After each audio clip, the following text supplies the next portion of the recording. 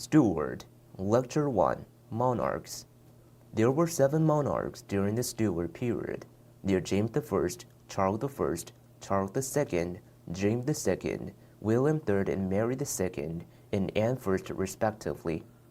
The family tree illustrates the relationships between them. James I was the son of Mary Stuart and Henry Stuart, and Charles I was their only surviving son.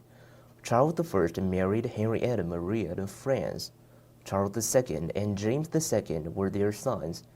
James II had 2 wives. The first wife, Anne Hyde, gave birth to 2 daughters who became Mary II and Anne I.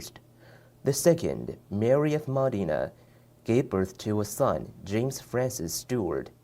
James' second sister, Mary Stuart, married William II of Orange and had a son who became William III for his marriage with Mary II. The couple were crowned joint monarchs of England. James was King of Scotland as James VI from 24th July 1567 and King of England and Ireland as James I from the Union of Crowns on 24th March 1603 until his death. The Union of Crowns refers to the unification of 3 realms under one monarch. He was the son of Mary Stuart, Queen of Scotland, who was sentenced to death by Elizabeth I and executed in 1587 for conspiracies against the Queen. As King of England, James enjoyed both success and failures. Perhaps his most successful area of policy was towards the Church. James ensured that the English episcopacy and clergy were well educated and administered a broad national church.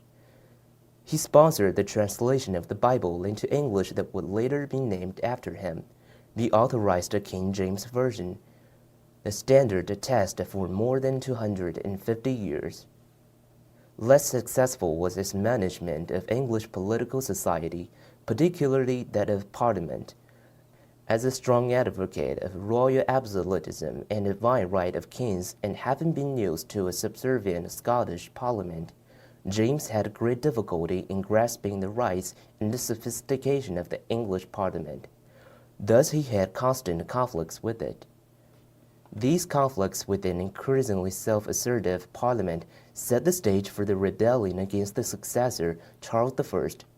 James died of a stroke on 27th March 1625.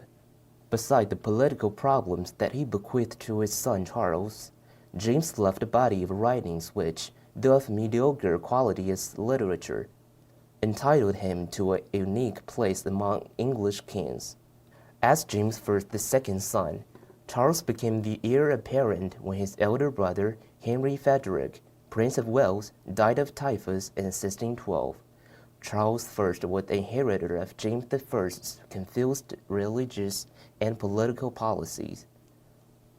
His religious policies, coupled with marriage to Henrietta Maria, daughter of the King of France and a Roman Catholic, generated the antipathy and the mistrust of reformed groups such as the Puritans and Calvinists, who thought his views too Catholic. Charles also believed in the divine right of kings and thought he would govern according to his own conscience. The Parliament opposed his policies, in particular the levying taxes, without parliamentary consent, and perceived his actions as those of a tyrannical absolute monarch. Charles' quarrels with the Parliament and authoritarian rule provoked the English Civil War from 1642 to 1651. He was tried, convicted, and executed for high treason in January 1649. The monarchy was abolished and the republic called the Commonwealth of England was declared. The monarchy was restored to Charles the son, Charles II, in 1660. Charles II, the eldest surviving son of the Charles I and Henrietta Maria of France, was restored to the throne in 1660 on the death of Oliver Cromwell and the collapse of the English Commonwealth after years of exile in the continent.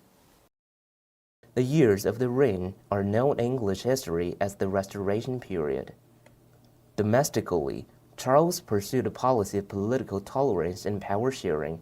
Internationally, he sought a wavering balance of alliances with French and Dutch in turn. His reign also brought liberalizing social changes. including the reopening of the theaters and the study of sciences that had been banned by the Puritans. The Royal Society for the Study of Science was established, and so was the Royal Observatory, Greenwich.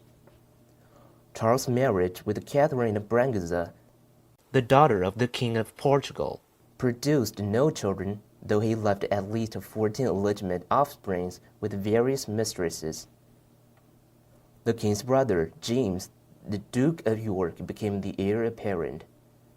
However, James's conversion to the Roman Church led to an attempt in Parliament to exclude him from the throne. As a response, Charles dissolved Parliament in 1679 and ruled as absolute monarch. Finally, the exclusion failed, but the Whig and Tory political parties were born out of the struggle. James II was the second surviving son of Charles I and Henrietta Maria. He ascended the throne upon the death of his brother. James made a public commitment at the beginning of his reign to rule by law and protect the Protestant establishment, but he soon provoked otherwise. He converted to Catholicism sometime in the late 1660s, though his daughters Mary and Anne were raised in the Protestant faith under his brother Charles II's insistence. James is best known for his struggles with the English Parliament and his attempts to create a religious liberty for English Roman Catholics and Protestant nonconformists against the wishes of the Anglican establishment. In 1688, the second wife of James, an Italian princess and Catholic, Mary of Modena, gave birth to a son. The prospect of a Roman Catholic succession worsened the situation and the tension exploded. Senior figures in the Whig Party invited James' Protestant son-in-law and nephew William of Orange to lead an invasion army from the Netherlands in the Glorious Revolution. James fled England and thus was held to have abdicated. He was replaced by his Protestant elder daughter Mary II and her husband William III. The revolution, engendered by James' Roman Catholicism, permanently established the Parliament as the ruling power of England. In 1689, Parliament declared that James had abdicated by deserting his kingdom, and William III and Mary II were crowned John monarchs of England. Their accession, known as the Glorious Revolution, marked an important transition towards the parliamentary rule as we know it today. The Bill of Rights accepted upon accession limited the sovereign's power and reaffirmed Parliament's claim to control taxation and legislation. William spent the greatest part of the reign embroiled in continental battles against Catholicism, especially to contain the military ambitions of Louis XIV, the Catholic King of France, thus leaving Mary alone in England to rule. The reign of Mary II and William III marked the end of royal prerogative. Mary died of smallpox in 1694. William died in 1702 from complications after being thrown from his horse. In order to bar James' Catholic offspring with Mary of Modena from the crown, the Parliament made it clear that Mary's sister Anne and her descendants were to be in the line of succession. In 1702, upon the death of William, Anne, the younger daughter of James II, inherited the throne and became the queen. Anne's reign was marked by the further development of the two-party system. In general, the Tories were supportive of the Anglican Church and favored the landed interest of the country gentry, while the Whigs were aligned with commercial interests and Protestant dissenters. As a committed Anglican, Anne was inclined to favor the Tories. She also pushed for the Act of Union in 1707, which united England and Scotland as a single sovereign state known as Great Britain. Ireland joined the Union in 1801. Anne was plagued by ill health throughout her life. From her 30s onwards, she grew increasingly lame and obese. Despite 17 pregnancies by her husband, Prince George of Denmark, she died without any surviving children and was the last monarch of the House of Stuart. In order to secure a Protestant line, The Parliament had placed the succession after Anne to Sophia, granddaughter of James I and niece of Charles I, who had married into the German Protestant House of Hanover. However, she died only a few weeks before Anne, so her eldest son, George, Elector of Hanover, became George I of Great Britain, and a new chapter of English history unveiled. Review. The Stuart monarchs reigned over one of the most tumultuous times in British history, and their lives deserve our attention. He was the King of England, Scotland, and Ireland. He sponsored the authorized King James Version of the Bible. He was a strong advocate of royal absolutism and divine right of kings. He had constant conflicts with the English Parliament. His reign sowed the seeds for the civil wars. Charles I. He inherited disagreements with Parliament from his father. He was a strong believer of divine right of kings. He was perceived as a tyrannical absolute monarch by his people. His marriage with the Roman Catholic worsened the matter. His bitter struggle with the Parliament provoked the First English Civil War. He was the first monarch to be tried and beheaded in English history. Charles II. He was restored to the throne in 1660 after the collapse of the Commonwealth and years of exile. He pursued a policy of political tolerance and power sharing. He sought a wavering balance of alliances with France and the Dutch. He was known as the Merry Monarch for his indulgence in hedonistic pleasures. His reign brought liberalizing social changes in theater and science. James II. He was converted to Catholicism in the late 1660s.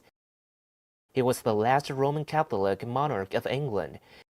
He attempted to turn the country back to Catholicism. He was determined to regain royal prerogative. He was deposed in the Glorious Revolution of 1688. William III and Mary II. William invaded England in the Glorious Revolution of 1688. William and Mary were crowned joint sovereigns in 1689.